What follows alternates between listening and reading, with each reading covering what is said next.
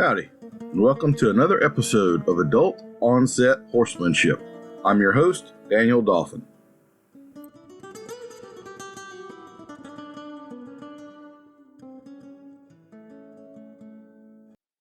A little house cleaning to start.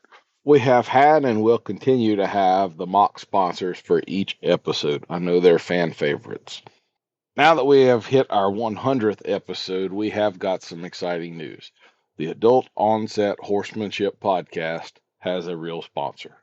As most of you know, I have and maintain facial hair. For Christmas this past year, my wife got me some mustache wax for my growing mustache. I have tried other products and they have left me wanting. Death Grip Mustache Wax has been head and shoulders above the others I've tried. I was so impressed and pleased that I reached out to them to see if they'd be interested in an arrangement, and they were. I have to say, just like their products, the company has been very easy to deal with and does what they say they're going to do. Plus, skulls. Am I right? So, if you're interested in high-quality men's grooming products, I can recommend them wholeheartedly and even offer you a discount on their products. You can find links in the show notes and the discount code written out, but if you'll go to their website and use discount code AOHPOD, all one word, you can save a nice chunk of change and still get a very high-quality product that won't let your whiskers down. They even have combs, oils, and a coffee mug designed to keep your lip cover nice and dry. Treat yourself or the man in your life to competition-winning waxes that offer style and make eating and drinking a whole lot easier. Guaranteed to make your man 50% sexier. So check out Death Grip Mustache Waxes and men's grooming products. I'm very proud to have you listening to the Adult Onset Horsemanship Podcast 100th episode. We've got a very special guest for you today. To anyone in the Western performance horse world, Al Dunning needs no introduction. He and his group have won over 70 world championships. He's been at the top of everything from Western Pleasure to Reined Cowhorse and has been a leader in our industry for over 50 years. Al has served as president and board member of the Arizona Quarter Horse Association. With the AQHA, Al is a director at large, past chairman of the Judges and Show Committees, and has served on the Hall of Fame Committee and Nomination and Credentials Committees. He was charter president and one of the founding members of the Arizona Quarter Horse Youth Association in 1969. With the National Cutting Horse Association, he is a past national director and has served on the nominations, limited aged events, and rules committees, and most recently as vice chairman of the competitions committee. Additionally, he is past president of the Arizona Cutting Horse Association. Currently, Al is a National Reined Cowhorse Association approved judge, and he has judged the NRCHA Snaffle Bit Futurity 4 times and the NRCHA Derby 3 times, as well as the World's Greatest Horseman twice, and the Run for a Million Cowhorse competition. An author of many articles, multiple educational and training videos, and 5 books: Reining Revised, The Art of Hackamore Training, The Ultimate Level of Horsemanship, and Down the Fence. He is the owner of Dunning Consulting, LLC, a service that specializes in equine business startups, ranch and facility design, and development consulting. He also owns Team AD, an online training, accreditation, and mentoring program, and AD TAC, an online store for quality Western tack and training equipment. I hope you enjoy this conversation I had with Al Dunning. I sure did. Well, it's my privilege today to be joined by Mr. Al Dunning, legendary horse trainer, maybe one of our last links to the legendary Don Dodge. So, Mr. Al, how are you today? I'm good, Daniel. It's good to talk to you. Well, thank you. So as we're having this conversation, it's February in Scottsdale. What is that like? Is it bundle up to ride horses or nice and warm or what? Well, we've had some daggum amazing weather right now. Like I think today it's going to be 85 degrees already. So, and a lot of people are a little disappointed. They wish it was a little cooler because they know that if it's 85 right now, it's going to be 120 or so in the summer, Yes, sir. Yeah. But, it So, sure is good horse training weather right now. absolutely. So where I'm at is in South Louisiana, and we have heat, but we also have humidity. So do y'all run into times when it's like you quit riding at 2 p.m. and start back up in the evening or something? Does it ever get too You hot with know, that equation of the humidity and the heat?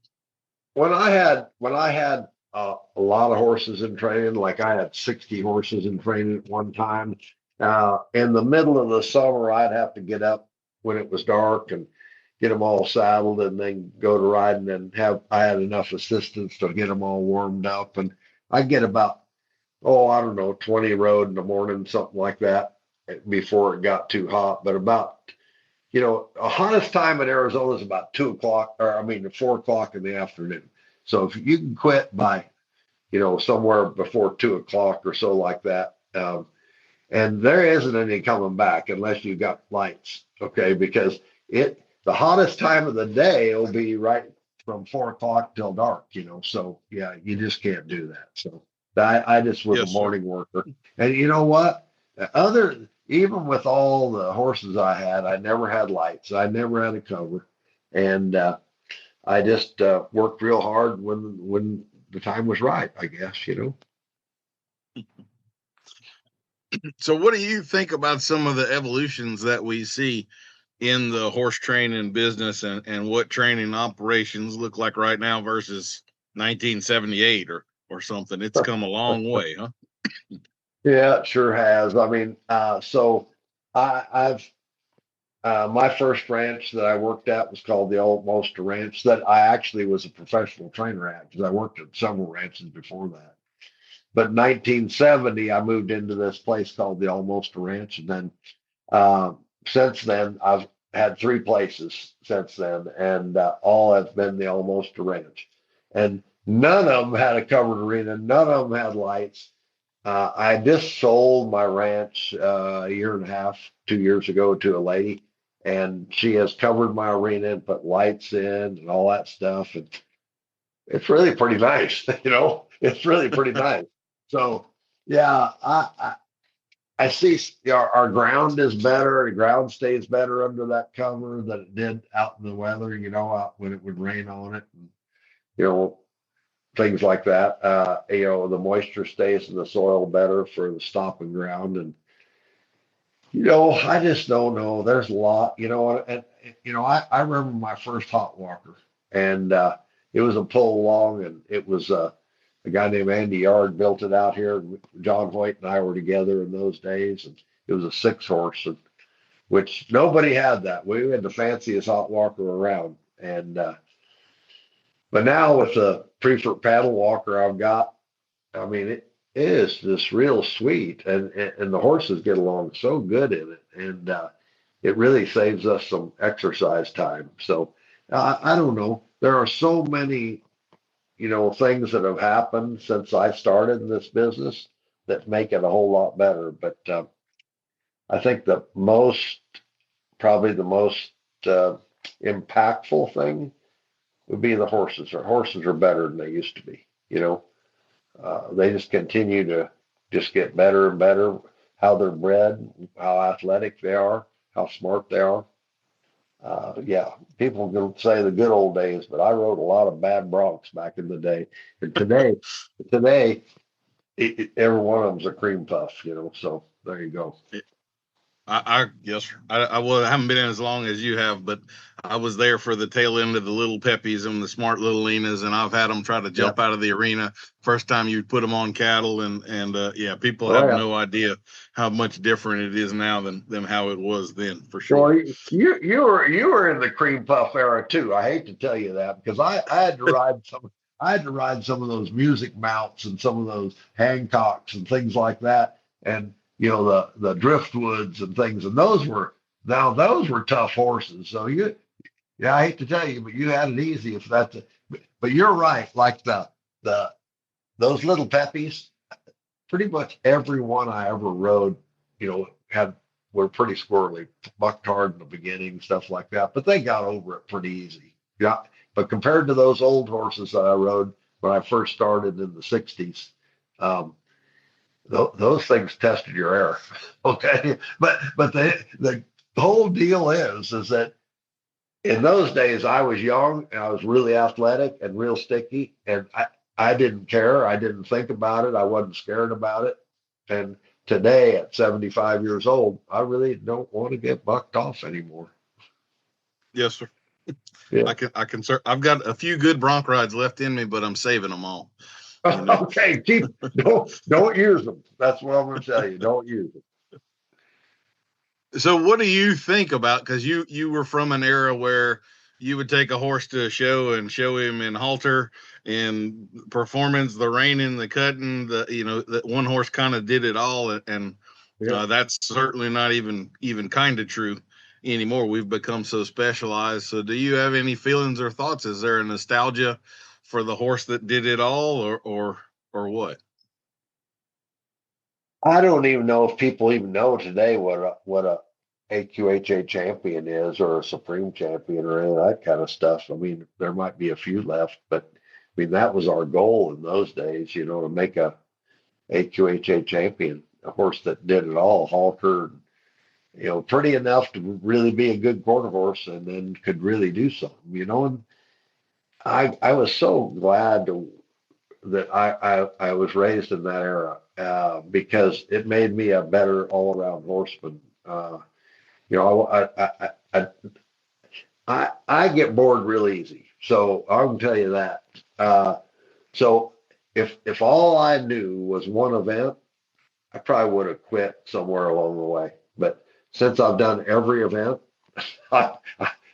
it's pretty hard to get bored when you can do all that stuff. And now here I am at my age, and I give a lot of lessons, and I still keep a dozen horses in training, and life's pretty easy. But it gave me a well-rounded background, where I can teach just about anything you can do on a horse at Western.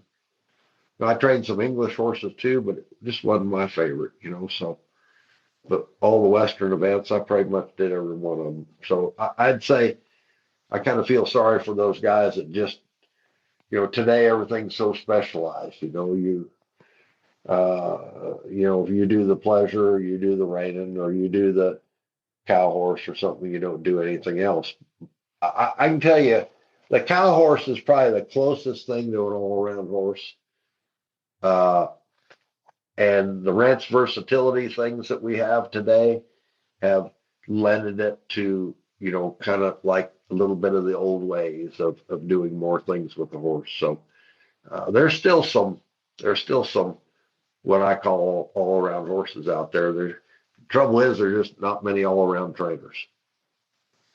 Yes, sir. I do tend to agree with you. I take in a lot of problem horses that'll come from other trainers, and the skill sets of the younger generation are not the same as the previous ones, but they don't have to have it, because like you say, they have a lot easier horses. When I hear a reining trainer these days talking about how tough one is, all I can do is shake my head and be like, you're riding the golden retriever of the world, man. You have no right to complain about anything right now. So. Yeah. Well, everybody has their own way about things, and I don't really put anybody down about any of it. So, because everybody's a little different. And that's the most wonderful thing about our horse industry, Daniel, is that, there's just pretty much a place for everybody. There's kind of a horse for everybody. There's a trainer for everybody, and we're all a little different. And I just have my way because of the way I was raised and the people I was around, and I'm not going to change. That's all I can say. Yes, sir. So I guess people would tend to, at least in the modern era, they would more think of you as a cutting, reining, or reined cow horse trainer, despite your start there. Do you have a soft spot? Do you have one that you would identify yourself more as, I'm a this versus the others, or what? No, I don't label myself. I want to just say I'm a decent hand, So I like it all. Like I said, I get bored real easy, so I'm maybe an enigma compared to the rest of them because I just can't keep doing the same thing over and over. And I like a really well broke horse.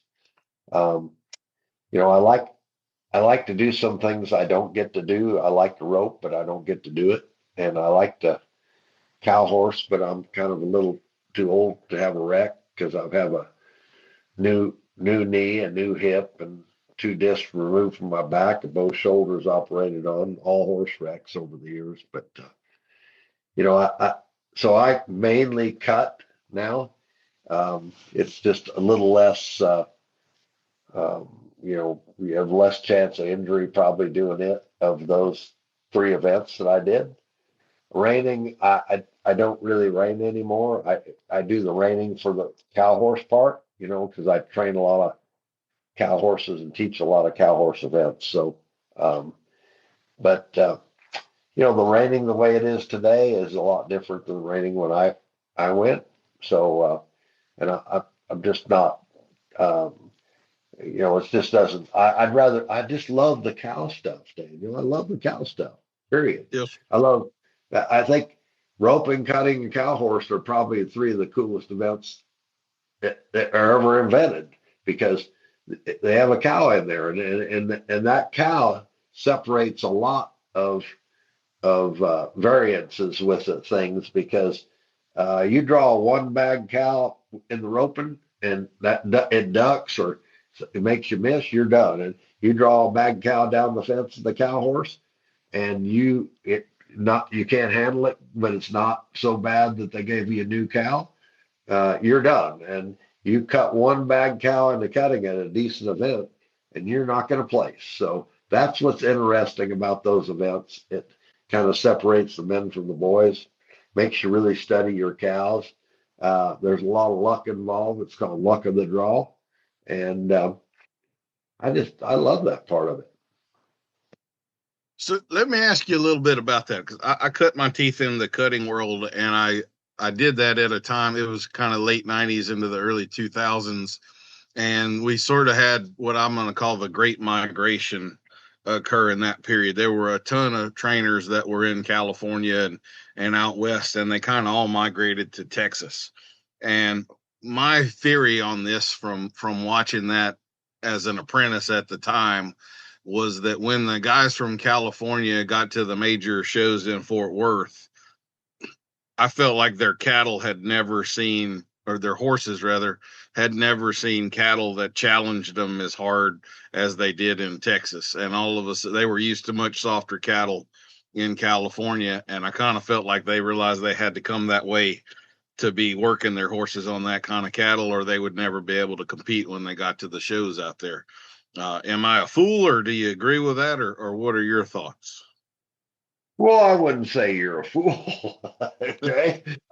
But here's what I would tell you.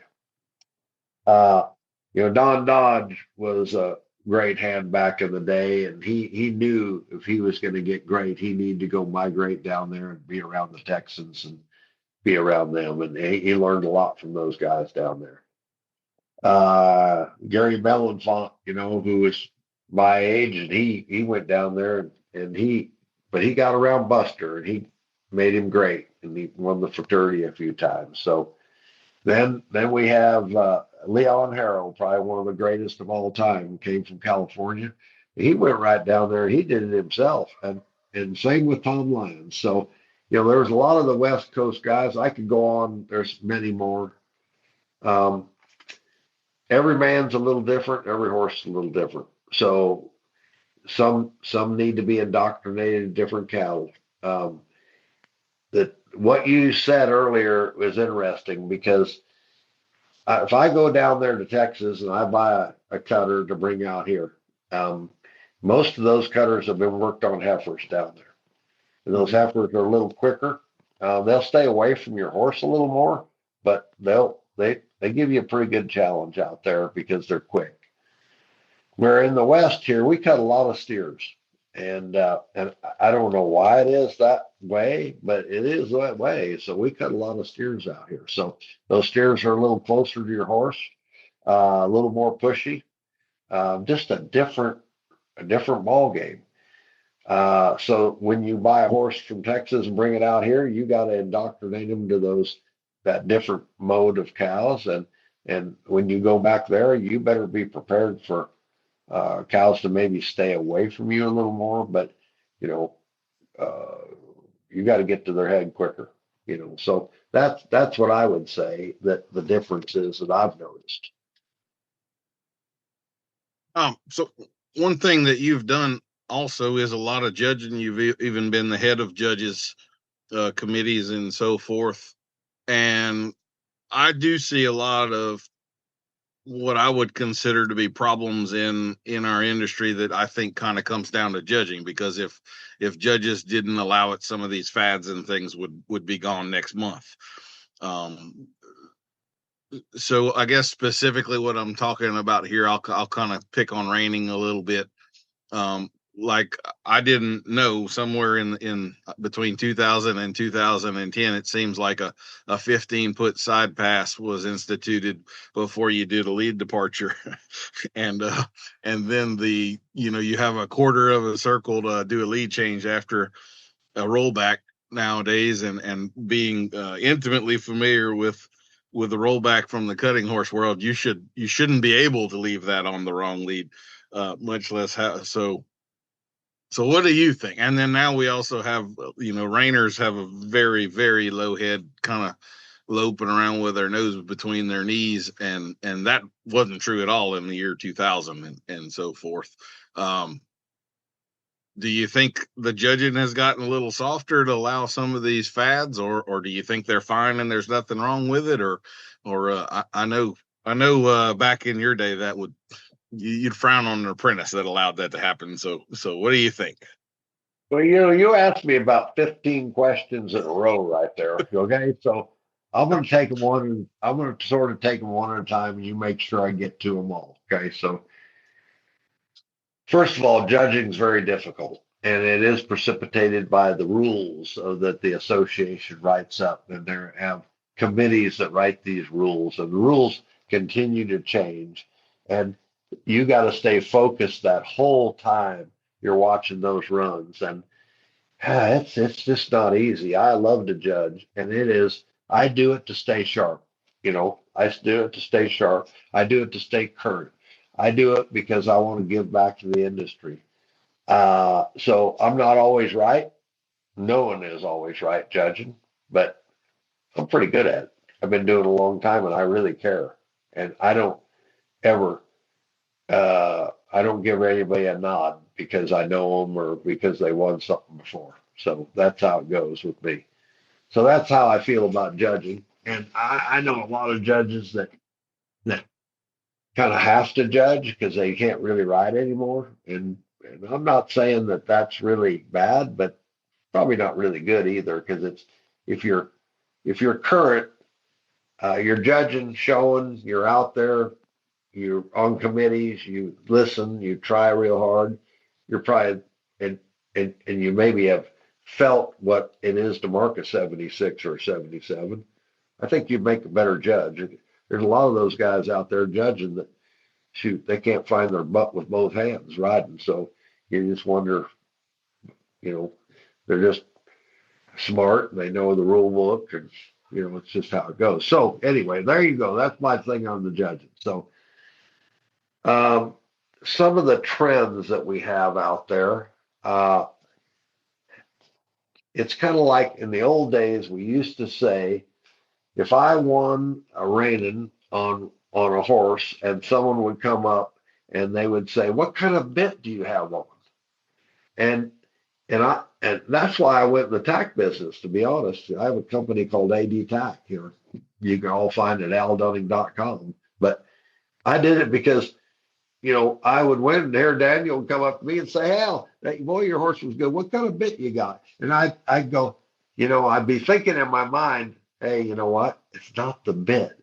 But I got that bit in my tack shop if you want to buy it. And more bits and more equipment have been sold because monkey see, monkey do. So the guy would say, the only way I can get to where he's at is have what he has. Either it can be the bit, It can be the style of the way the horse is going. It can be, something like that. So, yeah, I see some trends I don't love, but you know, times change. I'm not going to be a begrudging, as my wife calls them, and I'm not going to say, "Gosh, it was so much better back in the day," because it's great. It's great out there. So I'm with you. The reason I don't like the low heads, I only have one reason. First of all, it's not natural. That's for sure. I guess I have more than one reason. So I said I have one reason. I have several. But the second one is you can't work a cow with those horses with their head on the ground. And wasn't raining and all the many of the other events wasn't it designed because it was supposed to emulate what a horse would do on the ranch or in the open or doing other things? And nobody would think it would be safe to have a horse out running across a field with their head real low. So, yeah, but it's a style today. And gosh, those guys are so handy that do it. And, there's some of the biggest money winners. Matter of fact, the biggest money winners are kind of all, there's a couple that aren't, a couple have their more like level horses or slightly above with pole above the withers, but most of them, they've lowered them down. They figured out a way to lower them down to try to make them so that they don't go up. Okay. And if they don't go up, and the judges will go, hey, he didn't throw his head. He didn't fight the bridle. He didn't run out. So they put him down there. I don't love it, but I'm not going to say it's wrong. I'm not going to say I'm not one of those. I'm not one of those that criticize another trainer trying to make a living. And what wins today? So, yeah, I would say if you're going to show at the run for $1 million in the reining, you got to have your horse off that bridle, and he better be level or maybe a little behind the vertical. He better be, because there's very few that aren't. So I don't know. There's no answer to it. It's just like the world in general.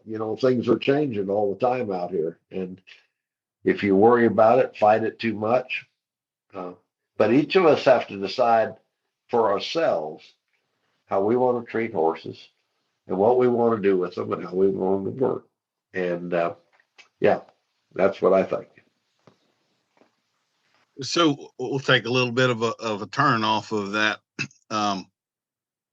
So you probably wouldn't know this about me, but I'm a huge proponent of the outside hind leg turn and so forth as being the practical way of doing things. And I kind of wonder how the inside leg thing has hung around as long as it had from dressage to reining and all.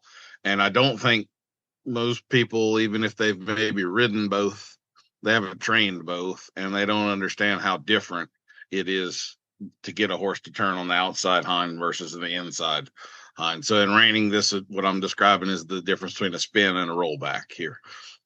For those of you, obviously Mr. Dunning knows, but so here would be my question for you. If you're training a young horse and knowing, as you and I both do, how different those two maneuvers are, how do you approach that? Are you going to do one versus the other, or we'll do inside hind in the first part and then outside hind in the second part, but we kind of don't let peas and carrots touch? Or what are your thoughts or feelings on the difference between those two and how to approach that to your horse? So, just so everybody knows, you're talking about the pivot foot. Okay. Right. And so Yes, sir. when I'm training a young horse, I train them all the same. I don't care whether it's cutter, cow horse, or a reiner. I train them all the same. So I concentrate on the rotation of the horse on the inside pivot foot. I concentrate on that. The reason I concentrate on that is because it's way harder to get a horse really turning around properly, crossing over in front, and being on the inside pivot foot than it is to teach a horse to cross under and be on the outside pivot foot, like a cutter. Okay. So obviously, when you train a cow horse, he's got to turn around and he's got to use his primarily inside pivot foot in the cow horse in a spin. But when he's working that cow, he's got to control his body also using the outside hind leg. So there you go. A horse that uses an outside hind pivot foot, usually the energy is escaping out the back cinch on the outside of the horse. That means that he's kind of little bowed to the outside. So that horse is going to suck back through the turn more and be more square. So that could be a rollback, and that could be a turn on the cow, versus a horse that is going to completely rotate around and around and around like 3.5 turns or 4 turns like a reining horse does. That has to be on the inside pivot foot, or else he's going to interfere with his front feet. There's no way anatomically with that horse that he can turn around real well, crossing over, not banging his knees or stepping on his feet without being on the inside pivot foot. So that's exactly what I tell you about it. Okay. Well, I would completely agree that it's easier to do it that way, and they tend to do it more naturally, unless they're super forward sort of a horse. Yeah. But I've always found that like it's a whole lot harder to approach that one way than the other way. So there's definitely an order.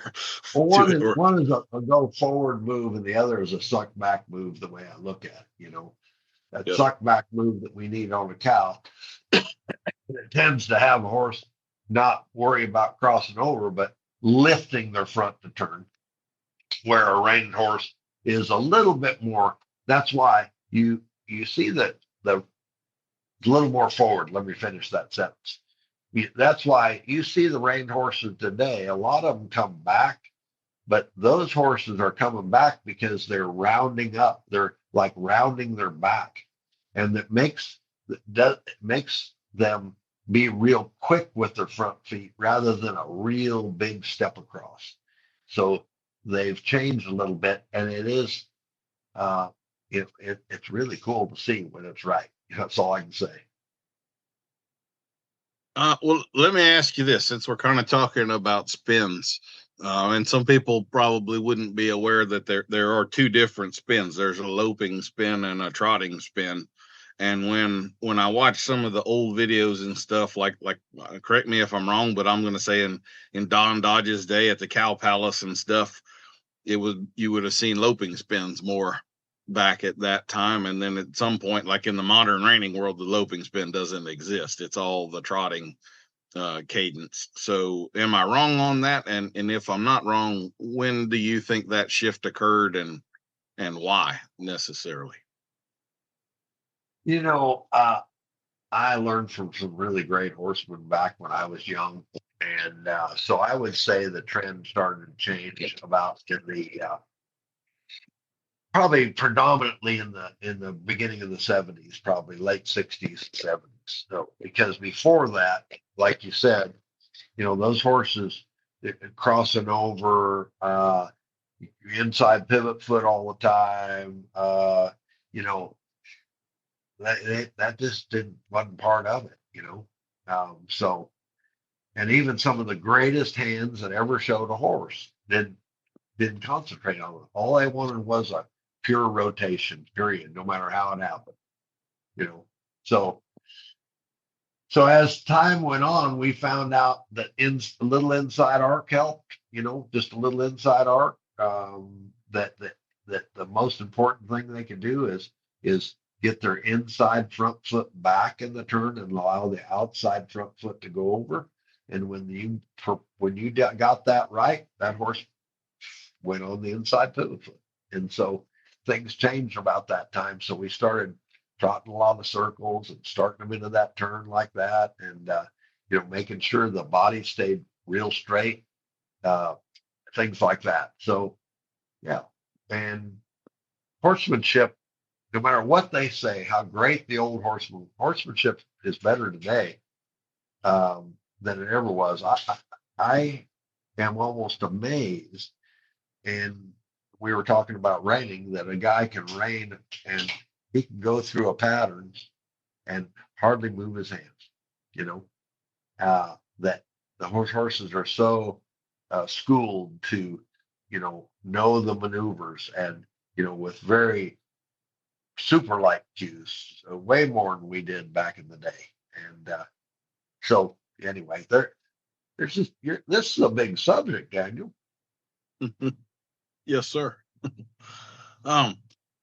So how about I'll give you kind of another this versus that. You have had a tremendous amount of success showing horses, and you also are pretty well known for actually training them. And some people may not be aware, but there are some people who have a very successful show career, but they're predominantly known as catch riders, and they're great showmen, but not necessarily great trainers. If the horse stays with them too long, they're going to blow him up. And then you have other people. I was kind of in this camp that can train a horse really well, but when you put them in the arena, they're about to throw up. Can't remember what their name is, and all of that. And so, what would you say, in your perspective, as someone that has a foot firmly in both worlds? What's the difference between being great at training a horse and being great at showing a horse? There aren't a whole lot of guys that train horses that are good trainers, good businessmen, good teachers of students, and good showmen. Those four things have helped. You lose one of those things, you better be really good at a couple of the others. That's all I can say. I learned real early that I just heard somebody talk about their education the other day, and that how that wasn't very important because they had so much focus, some braggadocious crap like that. But I enjoy that I had a good education, that I'm a good businessman, what I do. So uh, when it comes to the idea of the other factors, which is there's good trainers. There's a lot of guys that train, but they don't have the polish to show. The second thing is there's people that are good trainers that they let their nerves get away from them when they go in the show pen. They lose focus all of a sudden. Instead of that wide range of vision, they have this little tunnel vision thing goes on there, and they get real sweaty and upset, stuff like that. And I think everybody's been through a little bit of nerves. Just some go through a lot more nerves than others. It's very difficult to change that.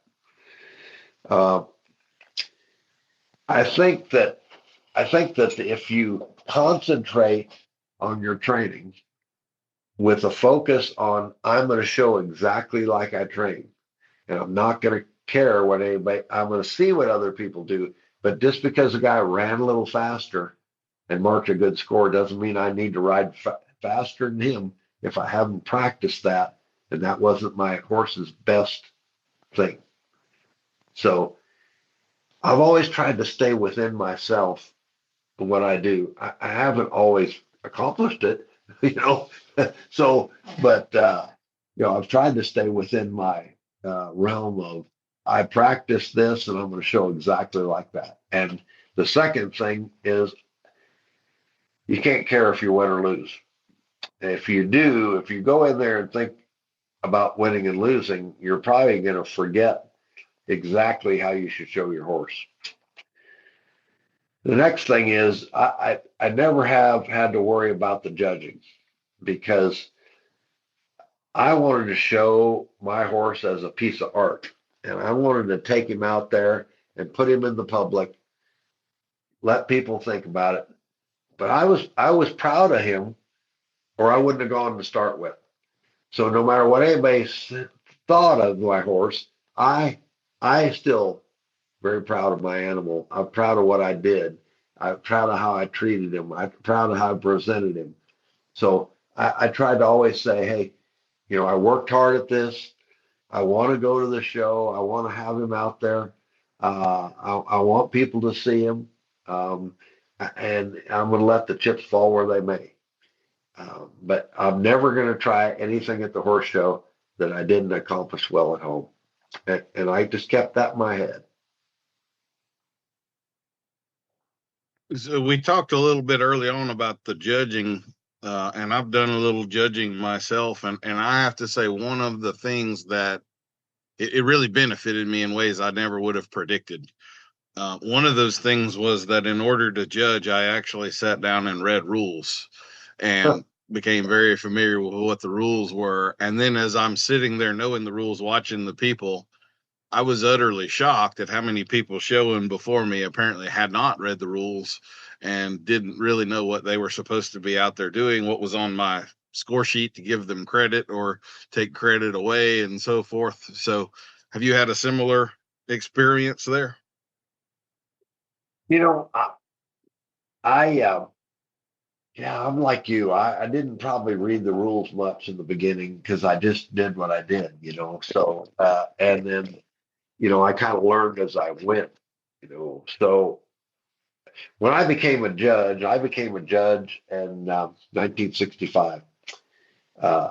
And so I'm wrong about that. I became a judge in 1975.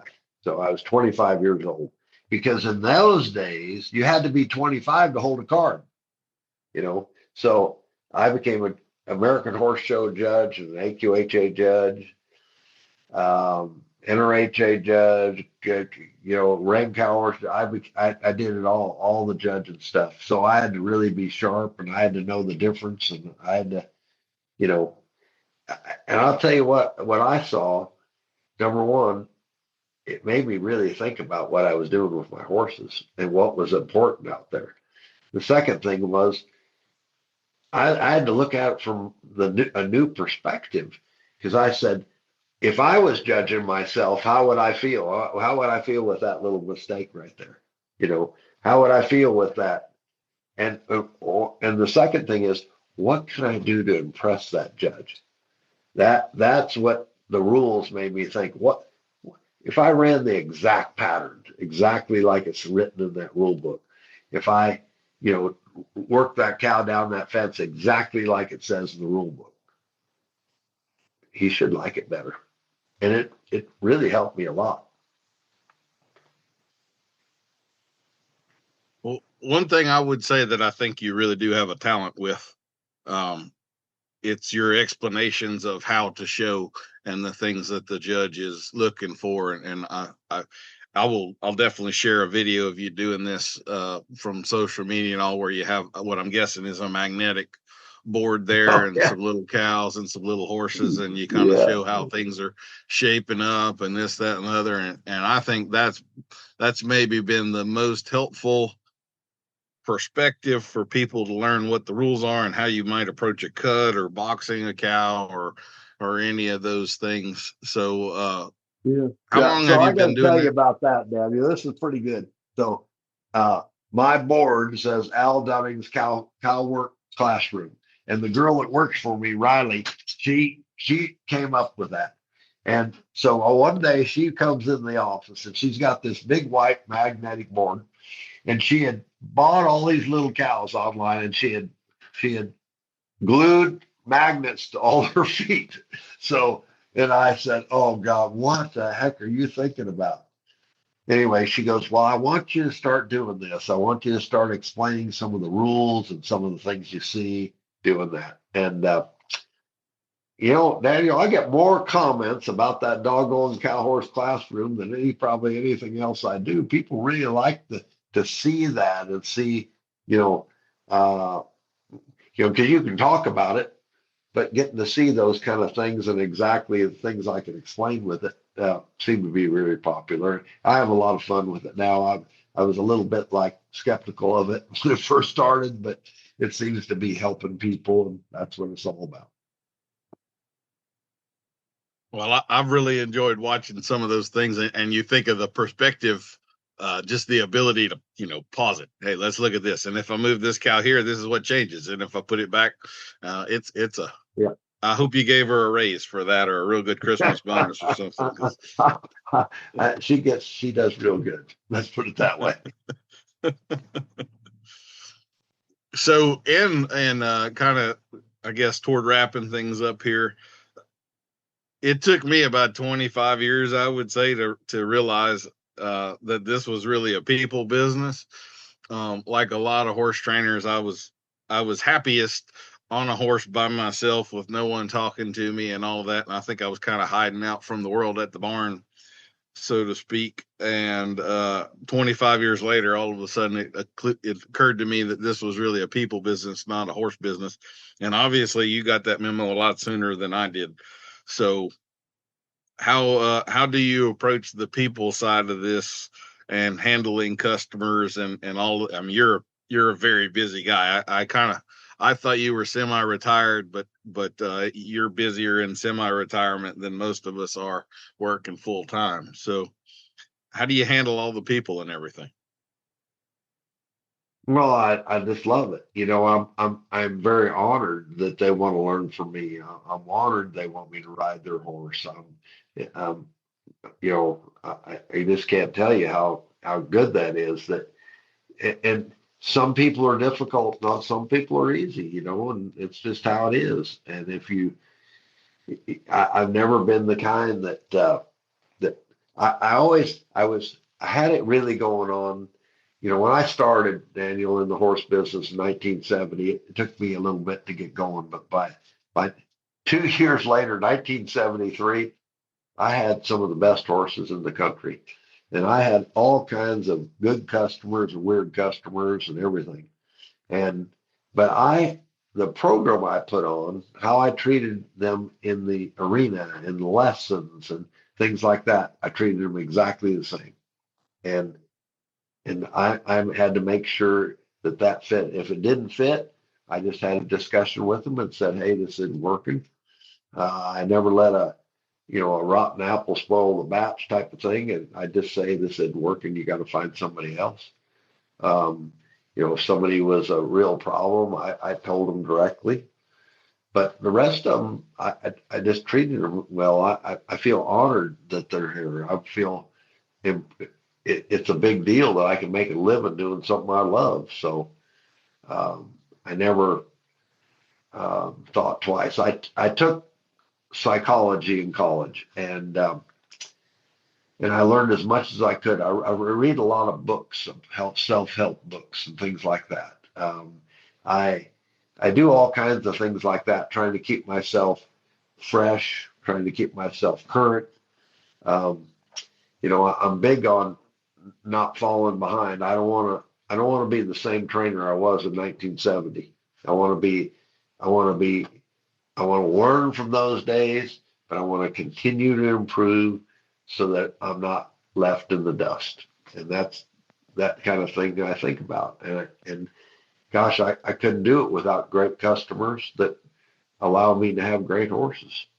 So I think my appreciation for people and where they're at is probably been part of my success.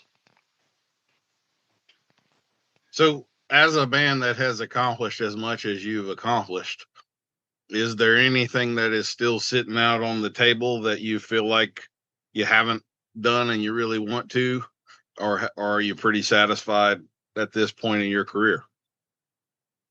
Well, I got to be satisfied because I'm getting so old. I can't do it. So I never won the world's greatest horseman contest. I placed, but I never won it.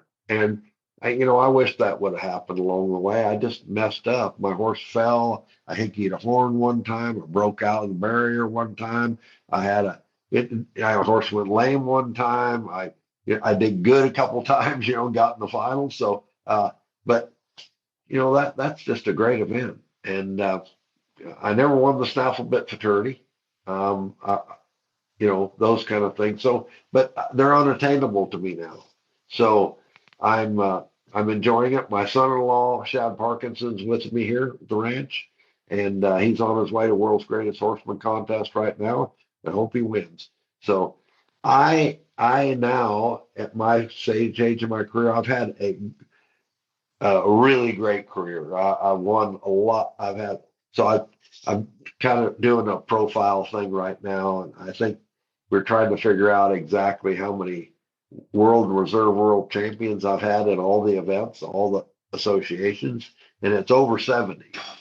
And I think that's a pretty good career. So I don't have any regrets.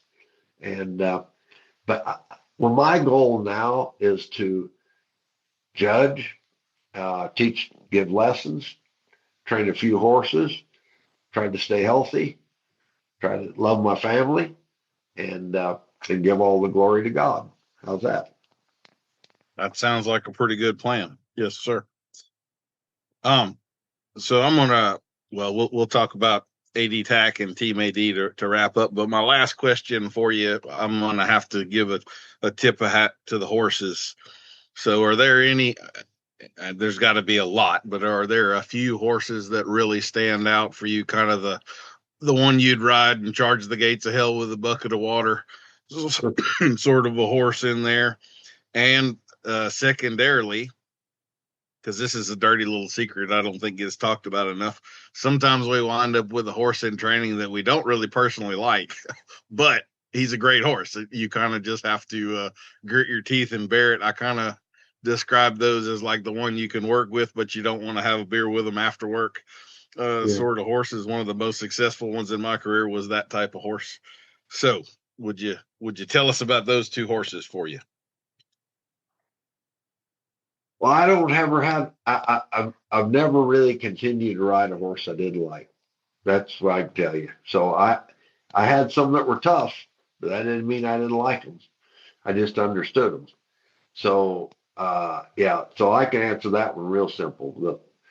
The ones that in my career that I loved, there are so many. My first youth horse was a mare named Morris Crystal. The first really show horse that got me started on the map was a mare named Pink Pony. Probably as soon as I started showing and winning, I had a lot of all-around horses, but I was lucky to get a horse named Expensive Hobby, and Expensive Hobby's four-time world champion in the AQHA and the Arizona Hall of Fame.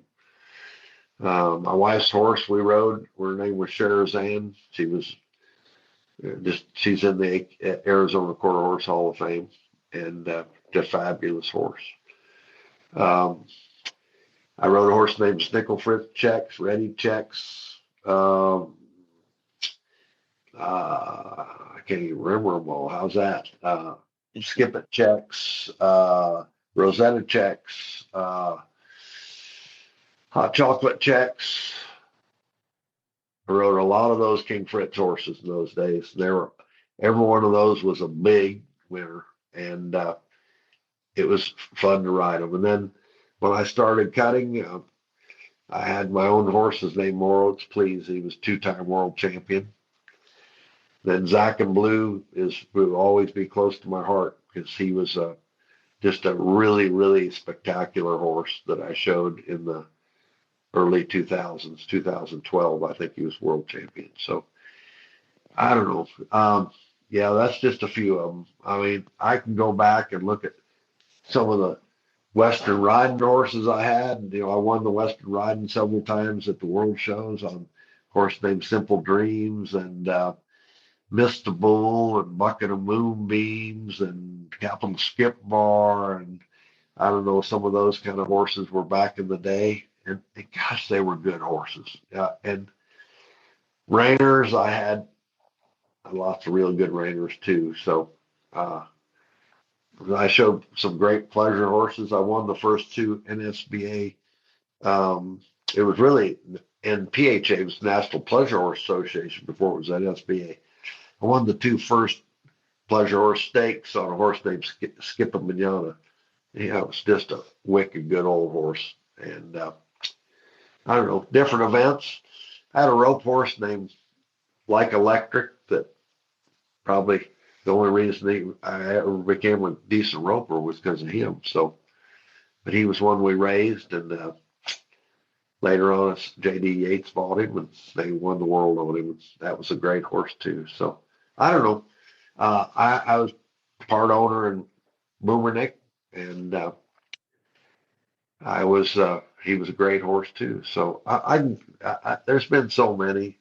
It's funny. I don't know how I can even remember their names, Daniel, but there's a plethora of great horses I was able to train or show or have something to do. And it's funny you said about starting the horses. There were a lot of horses I started that did real good. Well, early in my career, there was a horse named Polka Woolly Bull that I raised out of my mare that I had by Bull Parker that, Jim Paul and I showed, or, mainly Jim, obviously, because I was just a kid. And that one went on and be a two-time world champion. And that Missed the Bull mare, she was out of a mare that Jim Paul and I had, and we rode by Bull Parker. And, I trained her for the very first day, and she ended up world champion. And, those kind of like Morowitz Please, that's a horse that, only two horses are buried here on this place, up in that front pasture. One is Expensive Hobby, and one's Morowitz Please. And, Morowitz Please was a horse I trained from the very beginning out of a great mare I showed out of Pink Pony and by Moon Bar. And, those horses mean a lot to you. And about the only time I ever get choked up is when I show one that I put the first leg over and ended up making something big happen with them. So those are the kind that, you'll remember for a lifetime. Yes, sir. If you could kind of Frankenstein a horse together, what would be Al Dunning's perfect horse? Like, do you prefer one a little hotter? And, certain bloodlines will be a little hotter, a little colder, a little more independent minded, or a little more biddable. What are you looking for there? Daniel, I'm going to tell you something. I don't like horses that push on you. I like horses that want to flee from you a little bit. I don't care if they're my friends. I want to have those horses be independent. I want them to be a little spooky, little feely, little jumpy, little. I like a horse with some real independence. Let's say. I don't like them in my pocket. They're my friend on the ground, but when I get on, you're not going to have any feel on a horse if you daggum, bottle feed them all the time, So now I'm not saying that's right for everybody, because some people are too scared to do that, don't have enough feel for that. But I want a horse with a lot of gooch in them. I want a horse with some. Zach and Blue, the horse I mentioned, the cutter, that son of a gun was hard to catch in the stall the whole career. And I don't know if he still is. He's still alive, but I don't know. But that horse and he had so much feel. He had so much cow. He had so much give. There you go. So, Dr. Miller and I were good friends. You know who Dr. Miller is? Yes, sir. He was one of my first podcast guests right before he passed away. So, Dr. Miller was a great man, but he talked about, partnering up with a horse and, having, bonding with them and all that kind of stuff. And I love him, but he's wrong. He's not wrong for a trail horse. He's not wrong for a pet, but for a performance horse, he's wrong, and that's just my opinion. It doesn't have to be everybody else's. I've had a lot of success with a lot of horses that have a lot of sensitivity. Let's put it that way. I know just what you mean. That's yes, sir. Usually those ones that are really good, they have some kind of quirk to them. If you tie them up, they're over there chewing the saddle apart, or something is going on. You got to always kind of accommodate for them. So not always, but often anyway. So yes, sir. Well, why don't you tell us a little bit about AD TAC and Team AD and the training that you're doing with people and helping them out, and then I will let you go and be thankful for the time you gave me. So, early in my career, I found out just training horses wasn't enough. I wanted to really take good care of my family, so I wanted to do more. So I worked harder. I found out working harder didn't cut it either. I had to work smarter. So I started doing some articles in some magazines, and then one thing kept, and then I was lucky enough, Western Horseman came to me and asked me to write that first book on reining in 1983. And as I started doing some clinics to supplement my living, I found out people kept asking me, where do you get that saddle and where do you get that bit? So I started a company called AD-TAC. And AD-TAC is a accumulation of different kinds of tack that either I've designed or had something to do with or I liked and used. And anyway, I sell a lot of really great hackamores and a lot of good bits and bridles, and I sell some stuff other people don't know about. So anyway, there's some pretty neat stuff in there, and it's all the stuff. There's no junk. There's nothing I don't use. So I just insist on that it has to be something that I think care about. So there's no nylon and there's no synthetic stuff. I mean, it's good leather hardware stuff. That's how I felt about my equipment. And so anyway, AD-TAC's been good. Then I started doing after doing those clinics, people kept saying, gosh, I wish I was closer to ride with you. So I started an online program called Team AD. And Team AD allows somebody, there's two different parts of it. One is that you can ride with me anywhere around the world. You can send me a video you're riding, and I send you a voiceover response on it of what I think you could do different and what we can do next, and give you a program that you can go with to make yourself and your horse better. Another part of that Team AD is an accreditation program. It's not some people have an accreditation program that costs a lot of money, and if you can put a halter on the horse and pay them enough, they'll give you accreditation. But my deal is you got to be dadgum good. So I have 53 skills you have to go through. And if you're a non-pro, I've got a little easy on you. I'm not too rough on you as you go through these. You don't have to be perfect. But if you're going to be a professional and you're going to say, hey, I'm accredited by Al Dunning, you're going to have to be dadgum perfect doing these drills. And they're 53 drills that includes real simple things of horsemanship, more difficult things. So I have that. I also have an internship program here at the ranch, and I've had some great interns and gone on to some great careers. So, and you can find all that at aldunning.com and look at it. And if you decide you want to do some of that, get it on. I'm still here. As always, we will have links to Mr. Dunning's social media, his website, and all this stuff in the show notes, so you can look right there and go right to his website. Well, Mr. Dunning, I certainly appreciate your time today, and thank you for coming on and sharing that with me. It's been a pleasure to chat with you. Thank you, Daniel. God bless you all. Have a great day, and continue to love horses.